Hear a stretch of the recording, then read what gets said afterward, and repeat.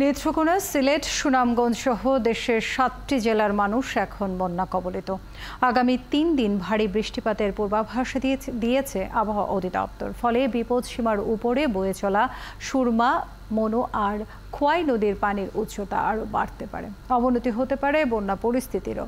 ভারী বৃষ্টির কারণে উত্তরাঞ্চলে অন্তত ৩টি জেলায় হতে পারে স্বল্পমেয়াদী বন্যা। আরও জানাচ্ছেন ফাল্গুনী রশিদ। ভারত থেকে বয়ে আসা পাহাড়ি ঢল আর বৃষ্টির কারণে বন্যা আক্রান্ত দেশের পূর্বাঞ্চল। আবার নতুন করে ভয় ধরাচ্ছে মৌসুমি বায়ুর প্রভাবে ভারী বৃষ্টিপাতের আশঙ্কা। এই মুহূর্তে দেশের প্রধান 10টি নদীর 15টি পয়েন্টেই বিপদসীমার উপর দিয়ে বইছে নদীর পানি। ফলে সিলেট, সুনামগঞ্জে বন্যা পরিস্থিতির অবনতি হতে পারে বলে জানিয়েছে বন্যা পূর্বাভাস কেন্দ্র।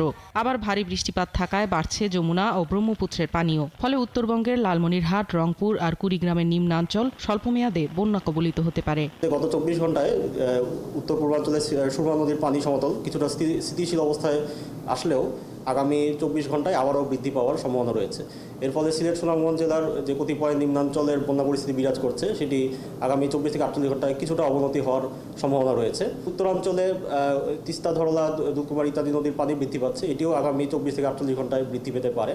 এর ফলে মূলত দেশের কুড়িগ্রাম, রংপুর এবং লালমনিরহাট জেলার কতিপয় নিম্নাঞ্চলে একটা স্বল্পমেয়াদী বন্যা পরিস্থিতি সৃষ্টি হওয়ার সম্ভাবনা রয়েছে। আবহাওয়া অফিস বলছে আগামী অন্তত 3 দিন মৌসুমি বায়ুর প্রভাবে দেশের উত্তর পূর্বাঞ্চল এবং দক্ষিণের চট্টগ্রামে ভারী বৃষ্টিপাতের সম্ভাবনা আছে। ফলে উত্তরাঞ্চলে যেমন বন্যার আভাস, তেমনি দক্ষিণাঞ্চলে পাহাড় ধসের আশঙ্কাও করছে কর্তৃপক্ষ। গত কয়েকদিন যাবত আমরা ভারী থেকে অতি ভারী বর্ষণের যে সতর্কবার্তা জারি করেছিলাম রংপুর, ময়মনসিংহ এবং সিলেট বিভাগের উপর, সেই সাথে আজ সকাল থেকে আমরা চট্টগ্রাম বিভাগের উপরও আমরা অতি ভারী বৃষ্টিপাতের আমরা সতর্কতা জারি করেছি।